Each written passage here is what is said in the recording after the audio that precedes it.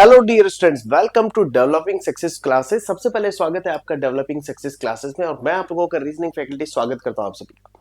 सबसे पहले चैनल को सब्सक्राइब कीजिए, वीडियो को लाइक कीजिए एंड डिस्क्रिप्शन पे दिए हुए लिंक पे जाके आप टेलीग्राम चैनल ज्वाइन कीजिए। माय डियर, हम लोग यहाँ पर आप लोगों के लिए बहुत ही अमेजिंग चीज लेकर आने वाले हैं जो कि आपको जल्दी पता चल जाएगा एंड साथ ही कुछ अनाउंसमेंट्स हैं जो मुझे यहाँ पर करने हैं। सबसे पहली चीज, एक बहुत बड़ा सरप्राइज है जो आप लोगों के लिए जल्दी रिलीज होगा, तो सभी लोग जुड़े हमारे साथ। हमारे YouTube चैनल पे अपने दोस्तों के साथ शेयर करें। रीजनिंग, मैथ, इंग्लिश, ये सारे डिस्कशन हमारे यहाँ पर है एंड हर एक तरह के एग्जाम्स की तैयारी हम लोग आप लोगों के लिए करा रहे हैं। तो टेस्ट सीरीज हमारी कॉम्बो टेस्ट सीरीज है जो कि आपकी CDS, FCAT, SSC, बैंकिंग सभी एग्जाम्स को लेकर है। यहाँ पर आपको मिल जाते हैं 900 प्लस टेस्ट। तो आप लोग अच्छे से तैयारी करना चाहते हैं तो 900 से प्लस टेस्ट आपको मिलते हैं। एंड नेक्स्ट है हमारा इंग्लिश, जहां पर आपको इंग्लिश के 50 टेस्ट आपको मिल जाते हैं जो आप अच्छे से पढ़ सकते हैं। एसएससी एंड बैंकिंग का कॉम्बो टेस्ट सीरीज आपको मिल सकता है जहां पर 10,000 प्लस टेस्ट सीरीज है। एक दिन में आप कितने भी टेस्ट दीजिए, कोई बाउंडेशन नहीं है डियर। दूसरी चीज आती है हमारी बैंकिंग एग्जाम्स के लिए हमारा IBPS PO, IBPS clerk, SBI PO, SBI clerk and NABARD, इन सभी एग्जाम्स को टारगेट करते हुए 2000 प्लस टेस्ट की आपकी एक सीरीज हम लोगों ने डिजाइन की है। तो आप लोग इसको पढ़ोगे तो बहुत ही अमेजिंग तरीके से आपको चीजें समझ में आएंगी। अब एसएससी कॉम्बो टेस्ट सीरीज की बात हम लोग करते हैं जहां पर हमारे SSC, CGL, CHSL, CPO, GD constable, MTS and stenographer सभी एग्जाम्स को टारगेट करते हुए टेस्ट सीरीज है जहां पर 2000 प्लस टेस्ट आपको मिल जाते हैं। नेक्स्ट हम लोग बढ़ते हैं आगे। आज मैं आप लोगों के लिए लेकर आया हूं SSC CGL मॉक टेस्ट। जी हाँ, ये जो मॉक टेस्ट है ये वाकई स्पेशल होने वाला है क्योंकि इस मॉक टेस्ट को इस तरह से डिजाइन किया गया है कि आपके अपकमिंग एग्जाम्स को टारगेट करते हुए सभी टॉपिक से क्वेश्चंस को ऑप्ट किया गया है। एंड ये जो टॉपिक है ये बेटा एक अलग लेवल पे तैयारी मैं आपकी करा रहा हूं, तो प्लीज सभी लोग जुड़ो और अच्छे से समझो। सबसे पहली चीज हम लोग बात करते हैं मॉक टेस्ट में हमारे पहले क्वेश्चन की। अब पहले क्वेश्चन को आप लोग पहले समझदारी से पढ़िए, बिल्कुल भी जल्दबाजी मत कीजिए और देखिए क्वेश्चन क्या रहा है। कह रहा है which letter in the word, word क्या है आपका, writing occupies the same position as it does in the English alphabet. अब सबसे बड़ी मिस्टेक बच्चा यहां पर क्या करता है, बच्चा ये करता है कि इस क्वेश्चन को करते समय वो जर्नल जो मिस्टेक करता है, एक बेसिक मिस्टेक क्या करता है, वो इस क्वेश्चन को करेगा बट इस क्वेश्चन को करते समय वो बहुत सारे मिस्टेक ये कर देता है कि जैसे यहां एक वर्ड लिखा है कि as it does in the English alphabet, यानी इंग्लिश अल्फाबेट की बात कर रहा है आपसे, ठीक है। तो अगर आप इंग्लिश अल्फाबेट की बात कर रहे हैं तो कुछ लोग क्या करते हैं ना, इसको डिक्शनरी ऑर्डर में बनाने की कोशिश करते हैं जबकि वो आपसे कह रहा है इंग्लिश अल्फाबेट, या लेटर्स को अरेंज करने की कोशिश करते हैं। मैं आपको बताता हूं इंग्लिश अल्फाबेट का मतलब क्या होता है डियर। सबसे पहले आप देखिए WRITING,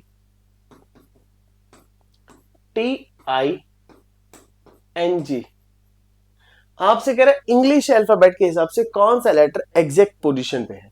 तो माय डियर आप टारगेट करोगे A B, यहां B होना चाहिए था बट R है, C होना चाहिए था I है, D होना चाहिए था T है, E होना चाहिए था I है, F होना चाहिए था N है और G होना चाहिए था, हाँ जी फाइनली हमें G मिल गया। तो जब कभी ऐसा क्वेश्चन आए इंग्लिश अल्फाबेट के हिसाब से, दैट मींस वो आपसे कह रहे हैं इंग्लिश अल्फाबेटिकल सीरीज से कंपेयर करिए इसको और कौन सा लेटर सेम पोजीशन पे वो बताइए। So the correct answer is option B. अगर हम इस क्वेश्चन की बात करेंगे तो हमारा जो करेक्ट आंसर निकल के आ रहा है दैट इज ऑप्शन बी। बढ़ते हैं हम लोग नेक्स्ट क्वेश्चन पे, क्वेश्चन नंबर 2 पर। माय डियर क्वेश्चन नंबर 2 की अगर आप बात करेंगे तो क्वेश्चन नंबर 2 एक जर्नल क्वेश्चन है जिसमें आपको 3 नाम दिए हैं, 3 ऑब्जेक्ट्स दिए, ठीक है। इसको डियर हम लोग बोलते हैं लॉजिकल वेन डायग्राम। मैं एक छोटा सा हिंट आपको यहां पर दूंगा। लॉजिकल वेन डायग्राम 3 ऑब्जेक्ट्स के बीच 3 रिलेशन पे बेस्ड होता है। एक रिलेशन सबसे पहले आपका होता है ऑल का रिलेशन, जो ये इंडिकेट करता है कि एक ऑब्जेक्ट का रिलेशन दूसरे ऑब्जेक्ट के साथ ऑल का है, यानी all A are B, but B पूरी तरह से ए नहीं है। सेकंड रिलेशन डियर आपका होता है सम का, तो ये पता होना चाहिए कि आपका रिलेशन क्या है, सम का। सम का रिलेशन है, अगर सम का रिलेशन है ये बताता है कि पहला ऑब्जेक्ट और दूसरा ऑब्जेक्ट आपस में कहीं ना कहीं रिलेशन रखते हैं। तीसरा रिलेशन बनता है आपका third one but not the least no का। नो का रिलेशन ये बताता है कि एक ऑब्जेक्ट दूसरे ऑब्जेक्ट के साथ बिल्कुल भी किसी भी तरह का कोई रिलेशन नहीं रखता है। बात करते हैं हम लोग आगे। माय डियर, अगर मैं आपसे एक बात कहूं, इंडिया और दिल्ली, ये तीन ऑब्जेक्ट है, इंडिया, दिल्ली एंड बिहार। अगर हम बात करें इंडिया एंड दिल्ली, तो आप क्या कहेंगे, इंडिया और दिल्ली के बीच रिलेशन क्या बनेगा? ऑल का, सम का, या नो का? किस तरह से हम रिप्रेजेंट कर सकते हैं? तो आप कहेंगे sir all Delhi R India, यानी दिल्ली जितना भी है वो किसके अंदर है? इंडिया के अंदर है। तो ये बात तो पक्की है। तो इसके हिसाब से आप देखिए, आपका सी ऑप्शन तो बाहर हो गया, क्योंकि सी ऑप्शन में तीनों रिलेशन थे। अभी तक ये भी ओपन है, ये भी ओपन है, ये भी ओपन है। नहीं, ये ओपन नहीं है। आपका डी ऑप्शन भी बाहर हो गया, क्योंकि यहाँ एक ऑल का रिलेशन, जबकि यहाँ इन दोनों में सम का रिलेशन है, यानी एक सम का रिलेशन है। इसका रिलेशन इसके साथ नो का है, इसका रिलेशन इसके साथ भी नो का है। अब बढ़ते हैं हम लोग आगे, यानी हमारा आंसर या तो ए होगा या बी होगा। चलिए, अब मैं आपको बोलता हूँ दिल्ली एंड बिहार में बताइए क्या रिलेशन होना चाहिए? क्या दिल्ली बिहार, बिहार दिल्ली कुछ है? नहीं। आप कहेंगे सर नो का रिलेशन, पहले वाला आपका रिलेशन था ऑल का। ठीक है। अब मैं कहता हूं अच्छा बताइए बिहार और इंडिया का रिलेशन क्या होंगे? तो आप कहेंगे सर ऑल का, क्योंकि पूरा बिहार इंडिया के अंदर है। तो अगर इसको मद्देनजर रखें तो दिल्ली और इंडिया का नो का था, तो ये तो पहले ही बाहर हो गया था। करेक्ट आंसर आपका क्या हुआ? ए। दैट मीन्स आप दिल्ली को यहां रिप्रेजेंट कर रहे हैं, बिहार को यहां रिप्रेजेंट कर रहे हैं, एंड इंडिया ये हो गया बाहर वाला सर्कल। इस केस में आपका जो करेक्ट आंसर है वो सेकंड एकदम करेक्ट आंसर है। नेक्स्ट बढ़ते हैं हम लोग क्वेश्चन नंबर 3 पर। अब क्वेश्चन नंबर 3 में आपसे क्या कह रहा है, यदि पॉसिबिलिटी, पॉसिबिलिटी एक वर्ड है, are arranged in the alphabetical order, यानी अब यहां पर कंपेयर करने के लिए नहीं बोल रहा है, कह रहा है इनको अल्फाबेटिकल ऑर्डर में अरेंज करें, which will be the in sorry which one will be in the middle in order after rearranging, यानी अगर हम सारे लेटर्स को अरेंज कर दे तो रीअरेंज करने के बाद ठीक मिडिल में कौन सा होगा? तो माय डियर आपको लिखा है PO SSI BILITY। आप देखिए सबसे पहले इंग्लिश अल्फाबेटिकल की बात करेंगे तो सबसे पहले क्या आएगा? बी। बी के बाद क्या आएगा? BCD, बट CDEFGH कुछ नहीं दिया आपको, दिया आई। आई कितनी बार दिया है? 3 बार। आई हो गया 3 बार। फिर आई के बाद क्या? जे दिया है? नहीं दिया। के नहीं। एल दिया है? एल यहां दिया है तो एल यहां लिख दीजिए। एल के बाद देखिए MNO, तो माय डियर मुझे ओ दिख गया, ओ। फिर दिखा PQRS, एस 2 बार दिखा, T एंड वाई हमने अरेंज कर दिया। ठीक मिडिल की बात करेंगे तो देखिए 5 लेटर यहां से निकाले, 5 लेटर यहां से निकाले, ठीक मिडिल में हमें मिलता है O। So the correct answer is option C. C हमारा एकदम परफेक्ट आंसर है। नेक्स्ट क्वेश्चन पे ले जाना चाहूंगा आप लोगों को, क्वेश्चन नंबर 4। ये जो क्वेश्चन नंबर 4 है, ये क्वेश्चन बेटा आपका आया है ऑर्डर एंड रैंकिंग से। Order ranking clear in a row of 75 students, Sumit is 44th from the left hand side and then find out his position from the right hand side, यानी सुमित की position left hand side से दी गई है और right hand side से पूछी गई है। माय डियर मैंने आपको बताया इसके 2 तरीके 3 तरीके होते हैं। फॉर्मूले से आप कर सकते हो, फॉर्मूला अगर आपको बताओ तो हम कहते हैं T+1 - P1 equals to P2। एक तरीका तो ये हो गया। दूसरा तरीका हमारा देसी तरीका, जो कि आसान तरीका होता है, हम कहते हैं जी टोटल यहाँ पर लोग कितने हैं हमारे? 75 लोग हैं, और Sumit is 44th from the left hand side, और सुमित यहां से, सुमित यहां बैठा है जहां एरो लगा है, और सुमित यहां से 44th पोजीशन है। क्लियर है? तो 44th पोजीशन के बाद आप देखिए यहां पर बचे हुए लोग कितने होंगे? तो हमें पता है इस रो में 75 लोग बैठे थे, 75। अब इन 75 में से हमने क्या किया, हम लोगों ने 44 लोगों को हटा दिया, तो यहां बचा 31। अब ये 31 क्या रिप्रेजेंट कर रहा है? यानी 44 के बाद बैठे हुए लोग हो गए 31। और जब इधर से दाहिनी तरफ से काउंट करोगे तो पहले इन 31 को काउंट करोगे, तो अब सुमित की पोजीशन कितनी हो जाएगी? 32 हो जाएगी दाहिनी तरफ से। तो यहां पर आपका जो करेक्ट आंसर जाएगा वो क्या जाएगा डियर? सी हो जाएगा। सी एकदम करेक्ट आंसर है, यानी सुमित की जो पोजीशन होने वाली है वो होने वाली है 32। नेक्स्ट नेक्स्ट क्वेश्चन पे ध्यान दीजिए। My dear missing character, missing number in the figure. जब missing number in the figure दिया जाता है तो ऐसे क्वेश्चन को करने में बहुत ही ज्यादा टाइम लग सकता है। पॉसिबिलिटी क्या है? अब मैं टाइम लगने वाली बात क्यों कह रहा हूं, आप कहेंगे सर बताना तो शॉर्टकट है, बट आप टाइम लगने की बात कर रहे हैं। तो ऐसे क्वेश्चंस में बेटा शॉर्टकट तभी एप्लीकेबल है, तभी लग सकता है जब आपकी कैलकुलेशन बहुत जबरदस्त हो और आपका दिमाग हर तरीके से लॉजिक लग सके, लगा पाए। माय डियर, आपकी ये रो 1 होती है, this one is row 2, this one is row 3, this one is row 4, same as it is column 1, column 2, column 3। तो अब इसका जो आंसर बन सकता है या तो रो वाइज बनेगा या कॉलम वाइज। रो वाइज का मतलब है आपको इन तीन नंबर को देखना है कि इन तीन नंबर में आपस में क्या लॉजिक है, इन तीन में, और इन दो को मिला के यहां क्या रिलेशन बन सकता है, ऐसे इन तीन में क्या रिलेशन है। एक पॉसिबिलिटी तो ये। दूसरी पॉसिबिलिटी अप टू डाउनवर्ड होती है, यानी जो कि हम लोग देखते हैं इसको कॉलम वाइज। तो अब अगर हम बात करें यहां पर जो क्वेश्चन का लॉजिक है, वो लॉजिक क्या कह रहा है डियर, तो कॉलम 1 को देखिए। कॉलम 1 में इन्होंने क्या किया है, 20 डिवाइडेड बाय 5 मल्टीप्लाई विद 10, यानी इन्होंने सीधे सीधे 20 को डिवाइड कर दिया यहां से और इसको मल्टीप्लाई कर दिया, और जो रिजल्ट आया वो ये आ गया। तो मैं यहां पर आपको करके बता रहा हूं, अगर आप देखिए 5 से इसको डिवाइड करेंगे तो ये आ जाएगा 4, यानी रिजल्ट हो गया 40। 40 कहां आपको नीचे दिख रहा होगा। सेम एज इट इज अगर आप यहां पर करोगे C3 में, तो देखिए 36 डिवाइड किससे करना है, 4 से, थर्ड वाले से, डिवाइडेड बाय 4 मल्टीप्लाई विद 8, तो देखिए ये हुआ 9 टाइम्स, एंड मल्टीप्लाई करेंगे तो रिजल्ट आया 72। यानी दोनों तरफ हमारा लॉजिक जो था वो एकदम परफेक्ट बैठा है। थर्ड में भी आप लगा दीजिए, थर्ड बनेगा यानी C2, थर्ड नहीं सेकंड वाले में, तो ये हमारा क्या है, 48 है। 48 डिवाइडेड बाय क्वेश्चन मार्क, यानी क्वेश्चन मार्क को हम लोग x ले लेते हैं, एंड मल्टीप्लाई 16, और रिजल्ट आपका क्या दिया, 64। अब देखिए 16 में कितने की मल्टीप्लाई कर रहे हैं तो रिजल्ट 64 आएगा।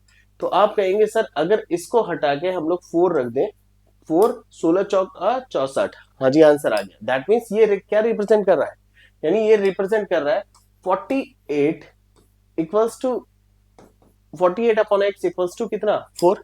और जब x और ये बदलेंगे तो x हो जाएगा 48 अपॉन 4, तो रिजल्ट कितना हो गया, 12। यानी क्वेश्चन मार्क की जगह हमारा क्या आएगा, 12 आ जाएगा। एंड 12 एकदम परफेक्ट लॉजिक है, कहीं कोई प्रॉब्लम नहीं है इस क्वेश्चन में। नेक्स्ट चलते हैं हम लोग, नेक्स्ट पे थोड़ा सा ध्यान देंगे।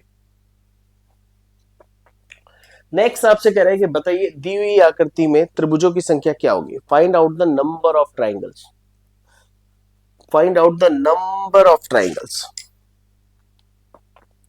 क्या किया जा सकता है ऐसे केसेस में अगर आपको इस तरह का पिक्चर मिलता है? तो मैं आपको एक हिंट दे रहा हूं, इसको समझिएगा, और बहुत ही आसान लॉजिक है। जब कभी भी आपको लाइन से इस तरह से क्रॉस मिले लेफ्ट एंड राइट साइड से, तो आपको क्या करना है, आपको करना है 1 2 3, एंड सिंपली क्या कर देना है डियर, यहां पर आना है और 3 का क्या कर देना है, क्यूब कर देना, और 3 का क्यूब करेंगे तो आपका रिजल्ट आ जाएगा 27, यानी 27 इज द करेक्ट आंसर। तो क्वेश्चन को देखने के लिए समझना जरूरी है, और समझने के साथ साथ क्वेश्चन का सही करना बहुत जरूरी है, और सही आप तभी कर सकते हो जब आप चीजों को अच्छे से देख पाओ। चलते हैं क्वेश्चन नंबर 7 की तरफ। क्वेश्चन नंबर 7 डियर,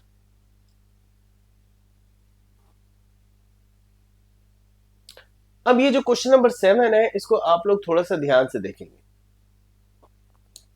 ये क्वेश्चन आपका कहीं ना कहीं ब्लड रिलेशन का क्वेश्चन है। अब ऐसे क्वेश्चंस हम लोग आसान बना कैसे सकते हैं, उसके लिए एक चीज समझनी बहुत जरूरी डियर। अगर आप इस क्वेश्चन को देखोगे तो आप केवल स्टेप बाय स्टेप पढ़ो। P is the daughter of Q।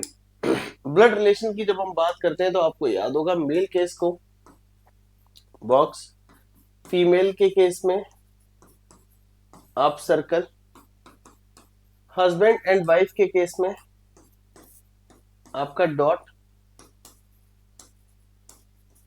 Brother and sister के केस में आप क्या लगाएंगे, आप प्लस लगाएंगे,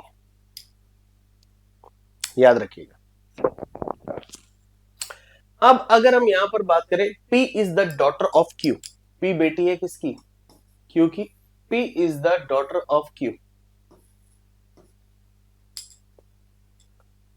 फिर आगे दिए R has only two child P and S, R के केवल दो चाइल्ड है P और S, तो P and S that means S इसका या तो भाई होगा या बहन होगा, बट ये जो बच्चे हैं ये किसके हैं, ये R के, दैट मीन्स R और Q की शादी हुई होगी। अच्छा, क्या R के बारे में या P के बारे में, P के बारे में होता है P बेटी है, बट Q का नहीं पता कि Q इनकी माँ है या पिता है। अब देखिए यहां पर आगे क्या दे रहा है, T is the brother of you. अब ना तो T पता ना U पता, तो हम कहते हैं T is the brother of U को हम साइड में लिख लेते हैं, T is the brother of U. फिर कह रहा है S married to V, S कौन है, जिसकी शादी V से हुई है, तो देखिए हम यहां लिख देते हैं S married to V, S married to V, इतना हम लोगों ने कर दिया। ना S का जेंडर पता ना V का जेंडर पता। R has only two daughters, R की केवल दो बेटियां हैं, तो दैट मीन्स ये भी क्या हो गई, बेटी हो गई, और V कौन हो गया, मेल हो गया। ठीक है, R has only two daughters. फिर कहें W is the mother of Q, W is the mother of Q, तो Q का जेंडर क्लियर हो ना हो, बट W इसकी मदर। फिर कह रहे T is married to P, T की शादी किससे हुई है, P से, तो देखिए T यहां था, T की शादी हुई है P से, और शादी के केस हम डॉट लगाएंगे, T की शादी हो गई P से और T मेल था, एंड T जो ब्रदर था वो U का था, तो U को हम यहां रख देते हैं क्योंकि U का जेंडर अभी भी क्लियर नहीं है। फिर कह रहे हैं W is married to X, W की शादी किससे हुई है, X, तो माय डियर X यहां पर हो गया और X मेल हो जाएगा क्योंकि W फीमेल थी। R is the son of Y, R जो है वो सन है किसका, Y का, तो Y का सन है कौन, R, तो R एक मेल हो गया और इस केस में Q एक फीमेल हो गई।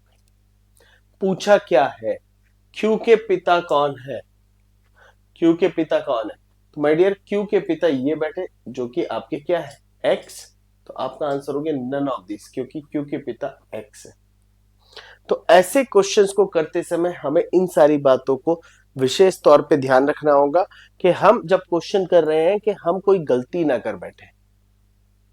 क्लियर है, हम कोई गलती ना कर बैठे। हम लोग चलते हैं नेक्स्ट क्वेश्चन पे। नेक्स्ट क्वेश्चन क्या कह रहा है, इसको ध्यान से देखिएगा।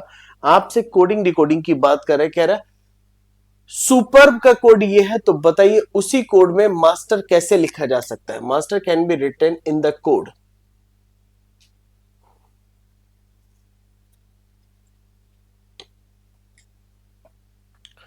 तो माय डियर आपको एक चीज ध्यान रखनी होगी, विशेष तौर पे आपको कह रहे हैं super, SUPERB, super written as FH, तो मैं इसको लिख देता हूं FHTITIYI।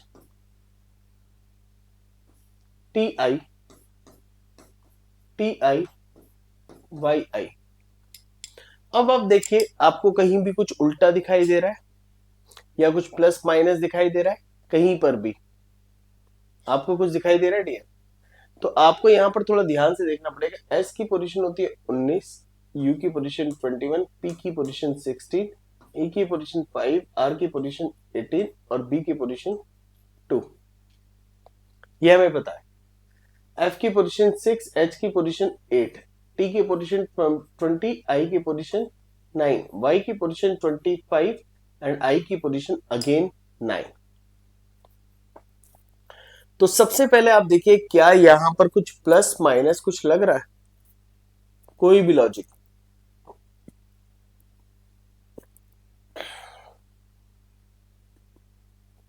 मैं आपको बताता हूं यहां हुआ क्या। देखिए FU SH दोनों एक दूसरे के अपोजिट है, BY IR एक दूसरे के अपोजिट है क्रॉस में, P 16 प्लस 4 5 प्लस 4 9, यानी यहां पर दो लॉजिक लगाए गए, पूरी तरह से दो लॉजिक लगाए गए। क्लियर है। अब अगर हम बात करते हैं यहां पर कि इस क्वेश्चन को सॉल्व कैसे किया गया है, तो माय डियर मास्टर MASTER, तो ये दोनों तो क्रॉस हो गए, ए का अपोजिट Z, M का opposite N।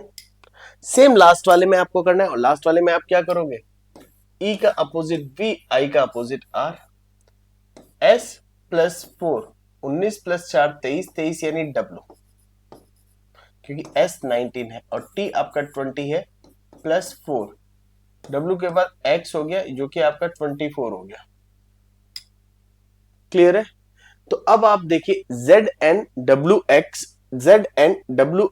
IV, ZNWX IV यानी करेक्ट आंसर आपका क्या गया, second one is the correct answer and the logical answer. Question number 9 पे चलना चाहिए अभी हमें। ये है डाइस का क्वेश्चन। जब डाइस का क्वेश्चन डियर आप लोग देखोगे तो डाइस सॉल्व कैसे किया जाता है, आपसे कह रहे हैं कि मतलब which of the following open dice can be form. तो आप सबसे पहले देखिए दोनों डाइसों में कॉमन क्या है, वन है, वन से क्लॉकवाइज घूम जाइए, वन से क्लॉकवाइज घूम जाइए। तो पहले वाले डाइस में आप गए वन से गए सिक्स से गए आप 2, दूसरे वाले डाइस में वन से गए आप 5 से आप लोग गए 3। तो अब आप क्या करोगे, तो जो जिसके नीचे आया है वो अपोजिट है, ये इसके अपोजिट, ये इसके अपोजिट, 1 के अपोजिट आएगा 4। डियर जो अपोजिट आते हैं वो हमेशा ऑल्टरनेट होते हैं, और यहाँ ओपन डाइस में लेफ्ट वाला राइट के अपोजिट होता है। यानी आप देखिए ये इसके अपोजिट होगा, ये इसके अपोजिट होगा हमेशा, ये इसके अपोजिट होगा, ये इसके अपोजिट होगा। तो आप देखिए क्या 4 के अपोजिट क्या होना चाहिए, 4 के अपोजिट यहां से देखिए 1 होना चाहिए, तो क्या 4 के अपोजिट 1 है, नहीं, पहला पासा गलत। 4 और 1 पड़ोसी हो गए, अपोजिट आने थे यहाँ, तो ये भी क्या हो गया, गलत है। तो 1 एंड 4, हाँ जी 1 एंड 4 अपोजिट आ गए। अच्छा 2 के अपोजिट 3 होना चाहिए, 2 के अपोजिट 3 भी है, और 6 के अपोजिट 5 ऑल्टरनेट भी है। तो ये वाला पासा आपका बनेगा, और ये वाला पासा आपका डाइस एकदम करेक्ट है, यानी थर्ड ऑप्शन एकदम परफेक्ट है। यहाँ पर बढ़ते हैं क्वेश्चन नंबर 10 की तरफ। क्वेश्चन नंबर 10 क्या कह रहा है,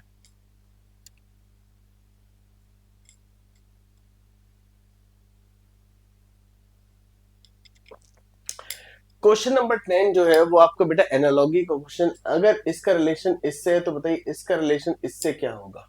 तो जनरली स्टूडेंट्स कहते हैं सर 55 दिख रहा है, 35 दिख रहा है, तो सर -20 हुआ है, इसमें भी -20 करेंगे तो हमारा 58 आएगा, बट 58 तो हमें ऑप्शंस में ही नहीं दिया। और जब 58 आपका ऑप्शंस में नहीं है तो आप क्या करोगे, 58 तो ऑप्शन में ही नहीं है। तो बड़ा सिंपल सा प्रोसीजर है, ध्यान से देखिएगा, यहां से रिलेशन ढूंढेंगे। हमने जब देखा 55 का रिलेशन है 35 से, तो एक चीज हमारे दिमाग में आई, अगर हम 5 इंटू 5 कर दें क्या काम चलेगा, तो रिजल्ट आएगा 25। तो हम क्या कर देंगे, हम इन दोनों नंबर को जोड़ देंगे। ठीक है, क्या करेंगे, इन दोनों नंबर में 10 जोड़ देंगे, और अगर हम 10 जोड़ देंगे तो हमारा रिजल्ट आ जाएगा कितना, 35। सेम एज इट इज अगर आप देखिए 7 8 78, तो यानी 7 इंटू 8 कर देंगे तो 7 अट्ठे 56। अब दो तरीके थे, हो सकता है कि ये जो 10 आया हो इन्हीं दोनों नंबर्स का सम हो। तो हम देखते हैं 7 और 8 मिलके कितना बन जाता है, 15। यानी अगर हम 56 में 15 जोड़ दें तो हमारा रिजल्ट आएगा 171। क्या 71 ऑप्शन में था, नहीं, दैट मीन्स लॉजिक गलत है। तो दैट मीन्स दूसरा लॉजिक क्या लग सकता है, 7 इंटू 8 तो आपने किया, बट क्या प्लस आपने 10 किया, यानी 56 प्लस 10, तो क्या रिजल्ट 66 ऑप्शन में है। अगर है तो यहां हमारा जो करेक्ट आंसर गया दैट इज बी गया। बी हमारा एकदम परफेक्ट लॉजिक है, एकदम परफेक्ट आंसर है, कहीं पर भी किसी तरह की कोई दिक्कत नहीं। नेक्स्ट क्वेश्चन बेटा, ये 4 ऑप्शंस आपके सामने है, रेडिश, मूली, जिंजर, अदरक, टर्मरिक, हल्दी, ब्रिंजल, बैगन। बताइए अलग क्या है, ऑड वन आउट।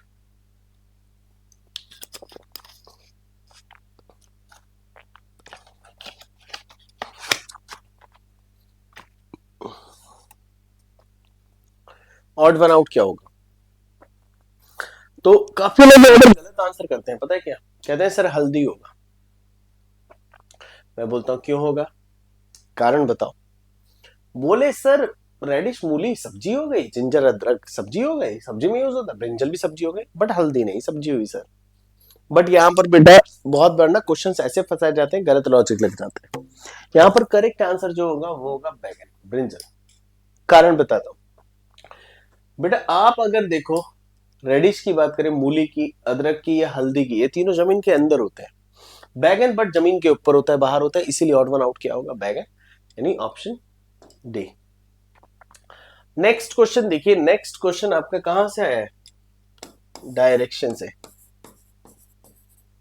अब डायरेक्शन में जब आपका इस तरह का क्वेश्चन आ जाएगा तो आप क्या करोगे, यानी कुछ क्लॉकवाइज घूमता है, कुछ एंटी क्लॉकवाइज घूमता है, ऐसे क्वेश्चंस कैसे किए जाते हैं डियर। सबसे पहले देखिए उसका फेस कहां पर है, उसका फेस है वेस्ट में।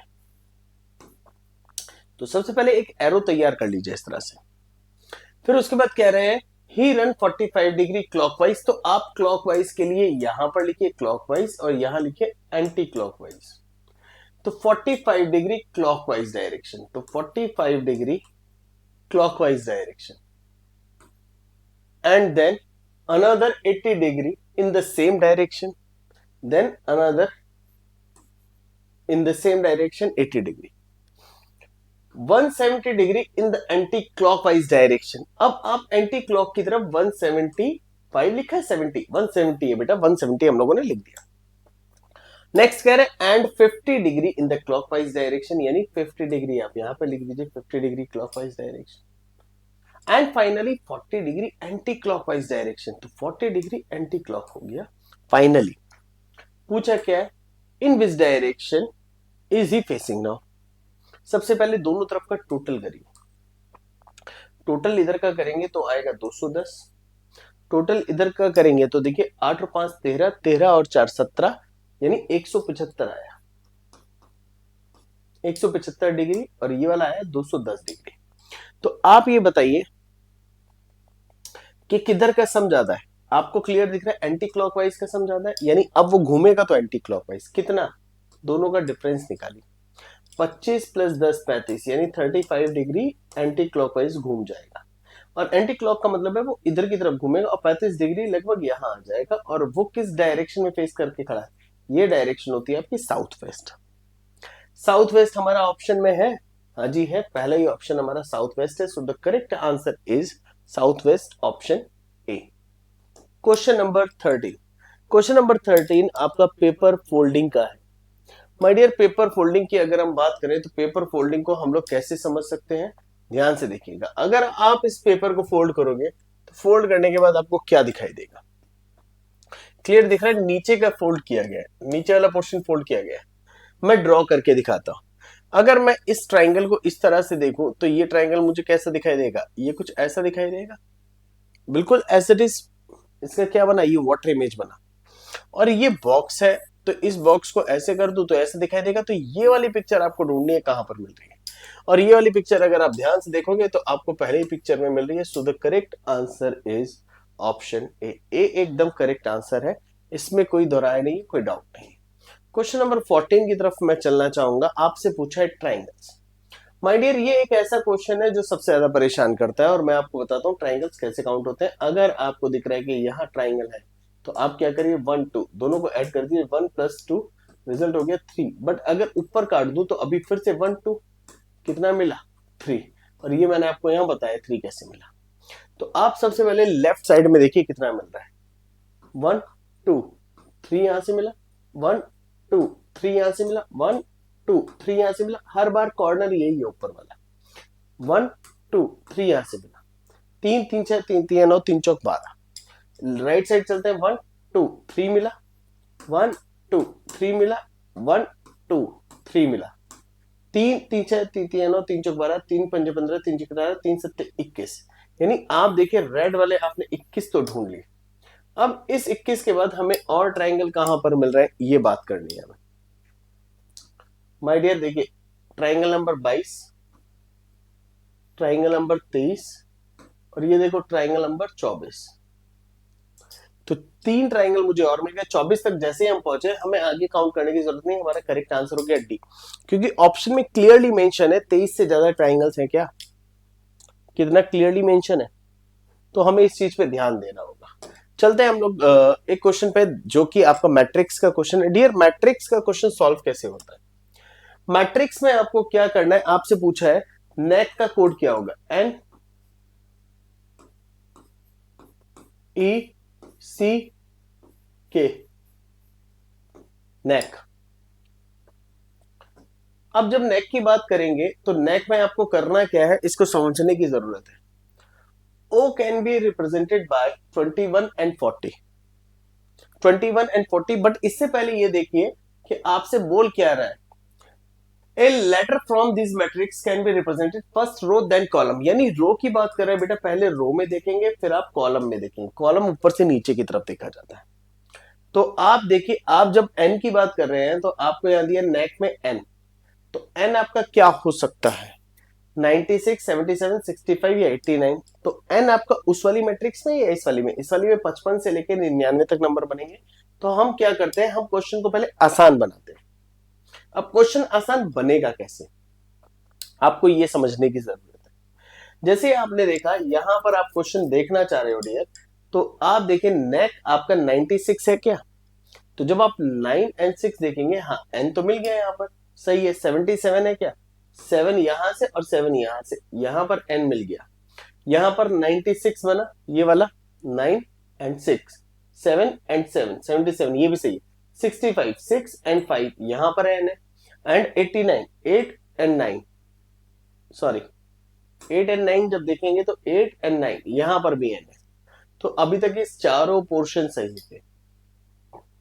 देखिए अब पता है क्वेश्चन ऑड वन आउट से कैसे सॉल्व होगा। आप ये देखो तीसरा लेटर सी है, और सी आपका पहले मैट्रिक्स में है या दूसरी मैट्रिक्स में, हमें क्लियर है कि सी हमारा पहली मैट्रिक्स में, दूसरी मैट्रिक्स में तो है ही नहीं। देखो सी पहले दिख रहा है, पहली मैट्रिक्स में सी दिख रहा है, और जैसे ये पता चल गया तो दूसरी मैट्रिक्स में नंबर 69 और 58 आपके ऑड वन आउट से बाहर हो गए, क्योंकि सी का कोड कभी भी 69 नहीं हो सकता और ना ही 58 हो सकता, क्योंकि 69 58 उस मैट्रिक्स में नहीं।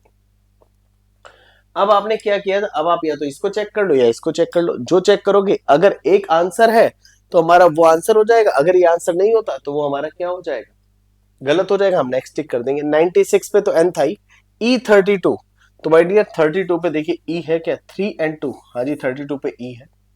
फिर है 34 एंड 68, सी और के। अब 34 पे देखो सी 3 एंड 4, सी तो नहीं है यहाँ तो एस है, और जैसे आपको पता पड़ा सी नहीं है तो आपका पहला ऑप्शन भी गलत हो गया, आपका करेक्ट आंसर हो गया आपका ऑप्शन डी। तो इस तरीके से बेटा आप कभी भी किसी भी एग्जाम की तैयारी करेंगे तो क्वेश्चंस को प्रैक्टिस करेंगे। खैर आज के लिए हम लोग क्या करते हैं, आज के लिए इस क्लास को हम यहीं खत्म करते हैं, एंड मिलते हैं हम लोग नेक्स्ट क्लास में। एंड नेक्स्ट क्लास में हम लोग बहुत अच्छे अच्छे क्वेश्चंस मैं आप लोगों के लिए लेकर आऊंगा, तो बने रहिए हमारे साथ इसी तरह से हमारे चैनल पे, अपना प्यार देते रहिए, वीडियो को लाइक कीजिए, चैनल को सब्सक्राइब कीजिए, अपने दोस्तों के साथ शेयर कीजिए, एंड डिस्क्रिप्शन में दिए हुए लिंक पे जाके क्लिक कीजिए, हमारा टेलीग्राम चैनल ज्वाइन कीजिए। Thank you and good luck.